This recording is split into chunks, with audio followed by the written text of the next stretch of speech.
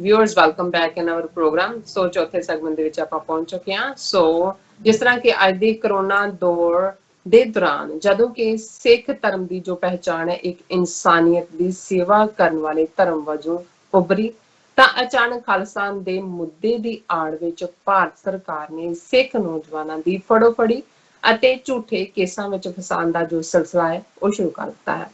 ਕੀ ਇਸ ਨਾਲ ਸਿੱਖ ਕੌਮ ਦੀ ਜੋ ਖਾਲਿਸਤਾਨ ਦੀ ਮੰਗ ਹੈ ਉਹ ਦਬਾਈ ਜਾ ਸਕੇਗੀ ਜਾਂ ਇੱਕ ਹੋਰ ਜ਼ੋਰ ਨਾਲ ਉੱਭਰ ਕੇ ਸਾਹਮਣੇ ਆਏਗੀ? ਸੋ ਇਸ ਬਾਰੇ ਆਪਾਂ ਡਾਕਟਰ ਸਾਹਿਬ ਨੂੰ ਦੇ ਵਿਚਾਰ ਸੁਣ ਜਾ ਰਹੇ ਹਾਂ। ਸੋ ਅਸੀਂ ਚਾਹਾਂਗੇ ਕਿ ਤੁਸੀਂ ਸਾਡੇ ਨਾਲ ਇਸੇ ਤਰ੍ਹਾਂ ਹੀ ਬਣੇ ਰਹਿਣਾ। ਦੇਖਣ ਸੁਣੀ ਤੁਹਾਡਾ ਸਭ ਦਾ ਬਹੁਤ ਬਹੁਤ ਸ਼ੁਕਰੀਆ ਜੀ। ਡਾਕਟਰ ਸਾਹਿਬ ਕੀ ਵਿਚਾਰ ਹਨ? ਦੇਖੋ, ਅਸੀਂ ਇੱਕ ਪੂਰਾ ਸੈਗਮੈਂਟ ਇਸ ਮੁੱਦੇ ਤੇ ਕੀਤਾ ਸੀ ਕਿ ਭਾਰਤ ਦੀ ਸਰਕਾਰ ਕਿਵੇਂ, ਜੇ ਅੱਜ ਸਿੱਖ ਕੌਮ ਦੁਨੀਆ ਭਰ 'ਚ ਦੇਖਦੀ ਹੈ ਕਿ ਚਾਈਨਾ ਨੇ ਜਿਹੜਾ ਭਾਰਤ ਨੂੰ ਸਬਕ ਸਿਖਾਇਆ ਔਰ ਜਿਹੜਾ ਆਪਸੀ ਟਕਰਾਅ ਵੱਧਦਾ ਜਾ ਰਿਹਾ ਹੈ,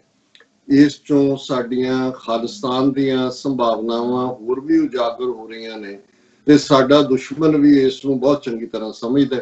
ਔਰ ਆਲਰੇਡੀ ਕਿਉਂਕਿ ਰੈਫਰੈਂਡਮ 2020 ਦਾ ਐਲਾਨ ਕਈ ਵਰਿਆਂ ਤੋਂ ਹੋਇਆ ਹੈ, ਇਸ ਵਰੇ ਦੇ ਵਿੱਚ ਨਵੰਬਰ ਦੇ ਵਿੱਚ ਇਹ ਸਿੱਖਸ ਫਾਰ ਜਸਟਿਸ ਵੱਲੋਂ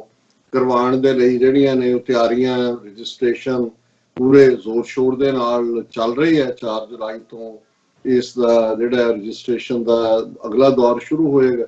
ਹੁਣ ਇਸ ਸਾਰੇ ਦੌਰ ਦੇ ਵਿੱਚ ਜਿਸ ਅੰਦਾਜ਼ 'ਚ ਭਾਰਤ ਦੀ ਸਾਰੀ ਹਕੂਮਤ, ਜਿਹਨੂੰ ਜ਼ਾਹਰ ਇੰਟੈਲੀਜੈਂਸ ਏਜੰਸੀਆਂ ਰਨ ਕਰਦੀਆਂ ਨੇ ਪੰਜਾਬ ਦੇ ਮਾਮਲੇ 'ਚ ਖਾਸ ਤੌਰ ਤੇ UAPA ਐਕਟ ਦੇ ਥੱਲੇ, ਜਿਵੇਂ ਉਹਨਾਂ ਨੇ 4 ਐਕਟਿਵਿਸਟ ਸਿੱਖਸ ਫਾਰ ਜਸਟਿਸ ਦੇ ਦਹਿਸ਼ਤਗਰਦ ਐਲਾਨੇ, ਔਰ ਜਿਸ ਤਰੀਕੇ ਦੇ ਨਾਲ ਪੰਜਾਬ ਦੇ ਵਿੱਚ ਨੌਜਵਾਨਾਂ ਦੀ ਫੜੋ-ਫੜੀ ਬਰਾਬਰ ਚੱਲ ਰਹੀ ਹੈ, ਝੂਠੇ ਕੇਸਾਂ 'ਚ ਫਸਾਇਆ ਜਾ ਰਿਹਾ ਹੈ। ਈਵਨ ਕੱਲ ਚੰਡੀਗੜ੍ਹ ਬੇਸਡ ਸਿੱਖ ਇੰਟੈਲੈਕਚੁਅਲਸ ਜਿਹੜੇ 15 ਦੇ ਕਰੀਬ, ਜਿਨ੍ਹਾਂ ਦੇ ਨਾਂ ਔਰ ਜਿਹੜੇ ਪ੍ਰੋਮੀਨੈਂਟਲੀ ਇੱਕ ਥਿੰਕ ਟੈਂਕ ਦੇ ਤੌਰ ਤੇ ਜਿਨ੍ਹਾਂ ਨੂੰ ਜਾਣਿਆ ਜਾਂਦਾ ਹੈ, ਉਹਨਾਂ ਨੇ ਵੀ ਇੱਕ ਡੀਟੇਲ ਸਟੇਟਮੈਂਟ ਇਸ ਦੇ ਉੱਤੇ ਦਿੱਤੀ ਹੈ ਕਿ ਕਿਵੇਂ ਭਾਰਤੀ ਏਜੰਸੀਆਂ ਖਾਲਿਸਤਾਨ ਦੀ ਮੰਗ ਨੂੰ ਜਾਂ 2020 ਰੈਫਰੈਂਡਮ ਨੂੰ ਆਧਾਰ ਬਣਾ ਕੇ ਕਿਵੇਂ ਅਸਲ 'ਚ ਪੰਜਾਬ ਦੀ ਜਵਾਨੀ ਨੂੰ ਹਰਾਸ ਕਰ ਰਹੇ ਨੇ, ਉਹਨਾਂ ਦੇ ਉੱਤੇ ਝੂਠੇ ਕੇਸ ਔਰ ਉਹਨਾਂ ਨੂੰ ਜੇਲ੍ਹਾਂ 'ਚ ਡੱਕਿਆ ਜਾ ਰਿਹਾ। ਕਿ ਇਹ ਪੈਟਰਨ ਪਹਿਲਾਂ ਵਾਂਗ ਬੜਾ ਕਲੀਅਰ ਲੱਗਦਾ ਹੈ ਕਿ ਸਿੱਖਾਂ ਦੀ ਨਸਲਕੁਸ਼ੀ ਦੀ ਤਿਆਰੀ ਜਿਹੜੀ ਹੈ ਅੱਗੋਂ ਦੇ ਲਈ ਕੀਤੀ ਜਾ ਰਹੀ ਹੈ। ਹੋਰ ਵੀ ਕਾਫੀ ਉਹਦੇ 'ਚ ਵੇਰਵਾ ਹੈ, ਲੇਕਿਨ ਮੈਂ ਇਹ ਸਮਝਦਾ ਵੀ ਇੱਕ ਗੱਲ ਜਿਹੜੀ ਈਵਨ ਖੱਬੇ ਪੱਖੀ ਪੱਤਰਕਾਰ ਜਿਵੇਂ ਜਗਤਾਰ ਸਿੰਘ UN ਜਿਹੜੇ ਨੇ ਉਹ ਪ੍ਰੋਮੀਨੈਂਟਲੀ ਉਹਨਾਂ ਨੇ 80s ਦੇ ਦੌਰ ਨੂੰ ਵੀ ਕਵਰ ਕੀਤਾ ਔਰ ਹੁਣ ਵੀ ਉਹ ਇੰਡੀਪੈਂਡੈਂਟਲੀ ਉਹਨਾਂ ਦਾ ਕਾਲਮ BBC 'ਚ ਵੀ ਹੁੰਦਾ ਹੈ। ਉਹਨਾਂ ਨੇ ਇਸ ਸਾਰੇ ਨੂੰ ਜਿਹੜਾ ਉਹਨਾਂ ਦਾ ਆਪਣਾ ਐਂਗਲ ਹੈ, ਉਹ ਵੀ ਇਹ ਕਹਿੰਦੇ ਨੇ ਜੀ ਕੋਈ ਗ੍ਰਾਸ ਰੂਟ ਤੇ ਜਦੋਂ ਤੱਕ ਚੇਂਜ ਨਹੀਂ ਹੁੰਦੀ, ਪੰਜਾਬ ਦੀਆਂ ਆਪਣੀਆਂ ਪ੍ਰੋਬਲਮਸ ਨੇ। ਲੇਕਿਨ ਇੱਕ ਗੱਲ ਉਹ ਵੀ ਮੰਨਦੇ ਨੇ, ਜਿਹੜਾ ਉਹਨਾਂ ਦੀ ਲਿਖਤ ਅੱਜ ਦਾ ਜਿਹੜਾ ਉਹਨਾਂ ਦੇ ਆਰਟੀਕਲ ਦਾ ਹੈਡਲਾਈਨ ਹੈ, ਉਨਵਾਨ ਹੈ, Khalistan returns to political discourse with center's decision on Sikh radical leaders abroad। ਕਿ ਜਿਹੜੇ ਖਾਲਿਸਤਾਨ ਦੀ ਮੰਗ ਕਰਨ ਵਾਲੇ ਬਾਹਰਲੇ ਸਿੱਖ ਨੇ, ਉਹਨਾਂ ਦੇ ਉੱਤੇ ਜਿਹੜਾ ਇਹਨਾਂ ਨੇ ਸੈਂਟਰ ਗਵਰਨਮੈਂਟ ਨੇ ਪਾਬੰਦੀ ਦਾ ਜਿਹੜਾ ਲਾਈਨ ਲਈ ਹੈ, ਇਸ ਦੇ ਨਾਲ ਸਿਆਸੀ ਚਰਚਾ ਦੇ ਵਿੱਚ ਖਾਲਿਸਤਾਨ ਮੁੜ ਕੇ ਸੈਂਟਰ ਸਟੇਜ ਤੇ। ਹੁਣ ਇਹਦੇ 'ਚ ਕੋਈ ਦੋ ਰਾਵਾਂ ਨਹੀਂ ਨੇ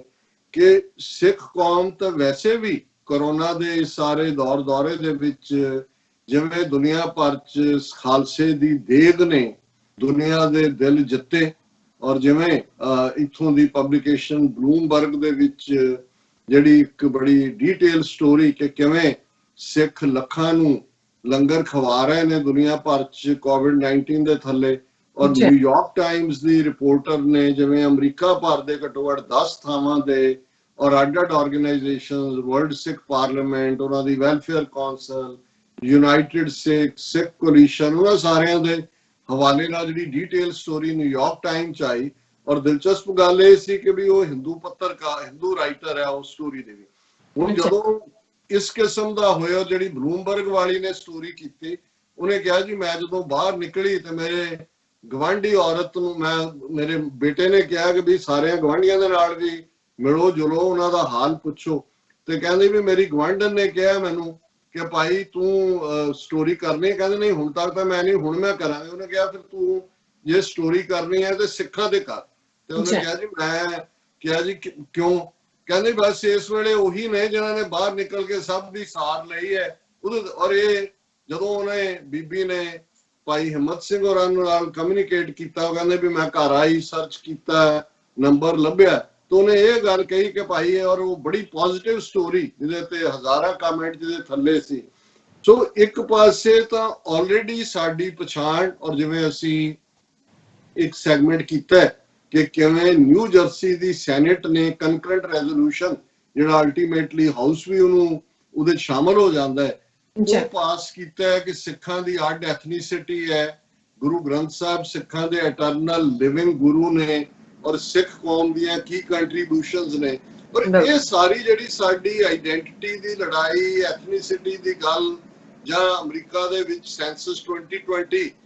ਦੇ ਵਿੱਚ ਜਿਹੜਾ ਸਿੱਖਾਂ ਨੂੰ ਅੱਡ ਐਥਨੀਸਿਟੀ ਦੇ ਤੌਰ ਤੇ ਰੈਕਗਨੀਸ਼ਨ, ਜਿਹਦੇ ਲਈ ਯੂਨਾਈਟਿਡ ਸਿੱਖਸ ਨੇ ਬਹੁਤ ਮਿਹਨਤ ਕੀਤੀ, ਇਹ ਸਾਰੇ ਉਹ ਨੁਕਤੇ ਨੇ। ਔਰ ਜ਼ਾਹਰ ਹੈ ਕਿ ਇਸ ਵੇਲੇ ਪੰਜਾਬ ਭਰ ਦੇ ਵਿੱਚ ਵੀ, ਭਾਰਤ ਦੇ ਵਿੱਚ ਹੀ ਜਿਵੇਂ ਸਿੱਖਾਂ ਨੇ ਉਹ ਸੀਏ ਦੀ ਵਿਰੋਧਤਾ ਹੋਏ, ਦੂਸਰੇ ਹੋਏ, ਆਪਣੇ ਮੁਸਲਮਾਨ ਭਰਾਵਾਂ ਦੇ ਨਾਲ ਖਲੋਤੇ, ਲੰਗਰ ਲਾਏ, ਕਸ਼ਮੀਰ ਦੇ ਮਸਲੇ ਦੇ ਉੱਤੇ ਸਿੱਖਾਂ ਦੀ ਆਵਾਜ਼ ਕਸ਼ਮੀਰੀਆਂ ਦੇ ਨਾਲ ਬਰਾਬਰ ਗੂੰਜੀ। ਔਰ ਹੁਣ ਚਾਈਨਾ ਦਾ ਜਿਹੜਾ ਇਹ ਇਨਫਲਕਸ ਹੈ, ਉਸਨੇ ਸਿੱਖਾਂ ਨੂੰ ਹੋਰ ਐਨਰਜਾਈਜ਼ ਕੀਤਾ। ਸੋ ਇਹਦੇ ਵਿੱਚ ਕੋਈ ਸ਼ੱਕ ਨਹੀਂ ਹੈ ਕਿ ਸਾਡਾ ਦੁਸ਼ਮਣ ਇਸ ਗੱਲ ਨੂੰ ਬੜੀ ਚੰਗੀ ਤਰ੍ਹਾਂ ਸਮਝਦਾ ਹੈ ਕਿ ਇਹ ਵੀ ਸਿੱਖਾਂ ਦੀ ਉਸ ਪ੍ਰਾਪਤੀ ਦੀ ਮੂਮੈਂਟ ਬਣ ਸਕਦੀ ਹੈ ਜਿਹਦੇ ਲਈ ਸਿੱਖ ਕੌਮ ਨੇ 1.5 ਲੱਖ ਤੋਂ ਜ਼ਿਆਦਾ ਆਪਣੇ ਪੁੱਤਰ ਪੁੱਤਰੀਆਂ ਦੇ ਨਜ਼ਰਾਨੇ ਪੇਸ਼ ਕੀਤੇ ਨੇ ਉਸ ਰੱਬ ਦੀ ਦਰਗਾਹ ਦੇ ਵਿੱਚ। ਔਰ ਅਸੀਂ ਇਸ ਆਸ ਦੇ ਨਾਲ, ਮੈਂ ਸਮਝਦਾ ਵੀ ਸੋਚਣਾ, ਹਰ ਇੱਕ ਚੋਂ ਕੁਝ ਐਨਾਲਿਸਿਸ ਕਰਨਾ ਚੰਗੀ ਗੱਲ ਹੁੰਦੀ ਹੈ, ਪਰ ਅਲਟੀਮੇਟਲੀ ਇਸ ਗੱਲ ਦਾ ਧਿਆਨ ਰਹੇ ਕਿ ਭਾਈ ਅਮਲਾਂ ਦੇ ਨਾਲ ਨਿਬੇੜੇ ਹੁੰਦੇ ਨੇ। ਜੇ ਕੌਮ ਇਸ ਸਾਰੀ ਓਪਰਚੁਨਿਟੀ ਨੂੰ, ਜਿਹਨੂੰ ਦੁਸ਼ਮਣ ਨੇ ਓਪਰਚੁਨਿਟੀ ਸਮਝਦੇ ਆ ਦਬਾਣ ਦੇ ਲਈ, ਸਾਰੇ ਚਾਣਕਿਆ ਦੇ ਹਥਿਆਰ, ਸਾਮ-ਦਾਮ, ਦੰਡ ਭੇਦ ਜਿਹੜੇ ਨੇ ਉਹ ਸਾਡੇ ਉੱਤੇ ਜਿਹੜੇ ਨੇ ਉਹ ਭਰਪਾ ਕਰ ਦਿੱਤੇ ਨੇ, ਸਾਡੇ ਤੇ ਥੋਪ ਦਿੱਤੇ ਨੇ, ਤੇ ਫਿਰ ਅਸੀਂ, ਔਰ ਇਹ ਗੱਲ ਅਸੀਂ ਆਪਣੇ ਸਾਰੇ ਸਾਥੀ ਸਿੰਘਾਂ ਸਿੰਘਣੀਆਂ ਦੇ ਨਾਲ ਵੀ ਵਿਚਾਰ ਰਹੇ ਕਿ ਭਾਈ ਇਹ ਮੌਕਾ ਹੈ ਕਿ ਇਸ ਓਪਰਚੁਨਿਟੀ ਨੂੰ, ਜਿੱਥੇ ਅਸੀਂ ਆਪਣੇ ਪੰਜਾਬ ਵਿਚਲੇ ਸਿੱਖ ਭੈਣ ਭਰਾਵਾਂ ਨੂੰ ਇਹ ਕਹਿੰਦੇ ਆ ਕਿ ਭਾਈ ਹੁਣ ਅਜਾਈ ਜਾਨਾਂ ਨਾ ਗਵਾਓ, ਇਹਨਾਂ ਦੀ ਫੌਜ ਦੇ ਵਿੱਚ, ਇਹਨਾਂ ਦੇ ਪੈਰਾਮਿਲਟਰੀ ਦਸਤਿਆਂ ਦੇ ਵਿੱਚ ਬਿਲਕੁਲ ਜਿਹੜਾ ਹੈ ਕੋਈ ਸ਼ਮੂਲੀਅਤ ਨਾ ਕਰੋ। ਉੱਥੇ ਅਸੀਂ ਸਮਝਦੇ ਹਾਂ ਵੀ ਅਸੀਂ ਵੀ ਬਾਹਰਲੇ ਸਿੱਖ ਘੱਟੋ ਘੱਟ ਸਿਰਫ ਘਰ ਬੈਠਿਆਂ ਹੀ ਇਹ ਗੱਲਾਂ ਨਾ ਕਰੀਏ ਕਿ ਜੀ ਹੁਣ ਇਹਦੇ 'ਚ ਸਾਡਾ ਮੌਕਾ ਹੈ। ਉਸ ਮੌਕੇ ਨੂੰ ਅਵੇਲ ਕਰਨ ਦੇ ਲਈ ਸਾਨੂੰ ਵੀ ਜਿਹੜੀ ਐਕਟੀਵਿਟੀ ਆ ਉਹ ਡਿਪਲੋਮੈਟਿਕ ਲੈਵਲ ਤੇ ਹੋਏ, ਅੱਜ ਦੀ ਡੇਟ 'ਚ ਕਮਿਊਨੀਕੇਸ਼ਨ ਲੈਵਲ ਤੇ ਹੋਏ, ਪਾਕਿਸਤਾਨ ਦੀ ਹਕੂਮਤ ਦੇ ਨਾਲ, ਚੀਨ ਦੀ ਹਕੂਮਤ ਦੇ ਨਾਲ, ਨੇਪਾਲ ਦੀ ਹਕੂਮਤ ਦੇ ਨਾਲ, ਸ਼੍ਰੀਲੰਕਾ ਦੀ ਹਕੂਮਤ ਦੇ ਨਾਲ,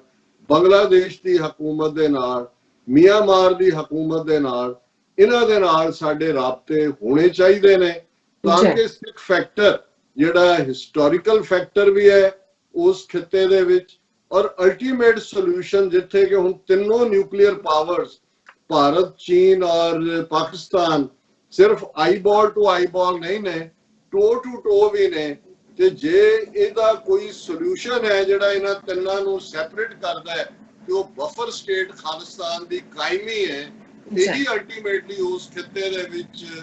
ਪ੍ਰੋਸਪੈਰਿਟੀ, ਸਟੇਬਿਲਿਟੀ ਲਿਆ ਸਕਦਾ ਹੈ। ਪਰ ਇਸ ਦੀ ਨੂੰ ਪ੍ਰਾਪਤ ਕਰਨ ਦੇ ਲਈ, ਹਾਸਲ ਕਰਨ ਦੇ ਲਈ ਸਾਨੂੰ ਜਿਹੜਾ ਹੈ ਉਹ ਪੇਸ਼ਕਦਮੀ ਵੀ ਕਰਨੀ ਪਏਗੀ, ਕੁਰਬਾਨੀਆਂ ਦੇ ਲਈ ਵੀ ਤਿਆਰ ਰਹਿਣਾ ਪਏਗਾ, ਔਰ ਹਰ ਹੀਲਾ ਵਸੀਲਾ ਜੋ ਕਿ ਆਜ਼ਾਦੀ ਲੈਣ ਦੇ ਲਈ ਕੌਮਾਂ ਕਰਦੀਆਂ ਨੇ, ਸਾਡੀ ਵੀ ਜਿੱਥੇ ਇੱਕ ਓਪਰਚੂਨ ਆਵਰ ਸਾਡੇ ਲਈ ਹੋ ਸਕਦਾ ਹੈ, ਸਾਡੀ ਲਈ ਇਹ ਸਾਡੇ ਫੇਟ ਦੀ ਘੜੀ ਹੋ ਸਕਦੀ ਹੈ, ਉੱਥੇ ਸਾਨੂੰ ਇਹਨੂੰ ਇੱਕ ਫਾਈਨੈਸਟ ਆਵਰ ਕੌਮੀ ਹਿਸਟਰੀ 'ਚ ਬਣਾਉਣ ਦੇ ਲਈ ਸਾਨੂੰ ਜਿਹੜਾ ਹੈ ਉਹ ਯਤਨਸ਼ੀਲ ਹੋਣਾ ਪਏਗਾ। ਅਦਰਵਾਈਜ਼ ਫਿਰ ਇਹ ਵਿਸ਼ਵਲ ਥਿੰਕਿੰਗਸ ਬਣ ਜਾਂਦੀਆਂ ਨੇ, ਔਰ ਵਿਸ਼ਵਲ ਥਿੰਕਿੰਗ ਕਦੇ ਕਿਸੇ ਨਤੀਜੇ ਤੇ ਲੈ ਕੇ ਨਹੀਂ ਜਾਂਦੀ। ਜੀ ਡਾਕਟਰ ਸਾਹਿਬ, ਤੁਹਾਡਾ ਬਹੁਤ-ਬਹੁਤ ਸ਼ੁਕਰੀਆ। ਤੁਸੀਂ ਅੱਜ ਦੇ ਅਹਿਮ ਇਸ਼ੂ ਸਾਡੇ ਦਰਸ਼ਕਾਂ ਨਾਲ ਸਾਂਝੇ ਕੀਤੇ ਨੇ। ਸੋ ਅਸੀਂ ਲੈਣੇ ਆਪਣੀ ਵਿਊਅਰਸ ਕੋਲ ਇਜਾਜ਼ਤ। ਵਿਊਅਰਸ, ਸਾਡੇ ਪ੍ਰੋਗਰਾਮ ਦਾ ਸਮਾਂ ਇੱਥੇ ਸਮਾਪਤ ਹੁੰਦਾ। ਤੁਸੀਂ ਆਪਣੇ ਰਾਏ ਤੇ ਸੁਝਾਅ ਸਾਨੂੰ ਭੇਜਣਾ ਭੁੱਲਣਾ ਸਾਡੇ ਇਸ ਪਤੇ ਤੇ sos@tv4.tv ਤੇ ਅਸੀਂ ਆਪਣਾ ਪ੍ਰੋਗਰਾਮ ਲੈ ਕੇ ਫਿਰ ਦੁਬਾਰਾ ਤੁਹਾਡੇ ਸਨਮੁਖ ਹੋਵਾਂਗੇ। ਤਦ ਤੱਕ ਲਈ ਮੈਨੂੰ ਤੇ ਆਪਣਾ ਰਸ ਨਾਲ ਗਿਆ ਦੋ ਦੇਖਦੇ ਰਹੋ TV84। ਬੁਲਾ ਦਿਓ ਫਤਿਹ। ਵਾਹਿਗੁਰੂ ਜੀ ਕਾ ਖਾਲਸਾ, ਵਾਹਿਗੁਰੂ ਜੀ ਕੀ ਫਤਿਹ।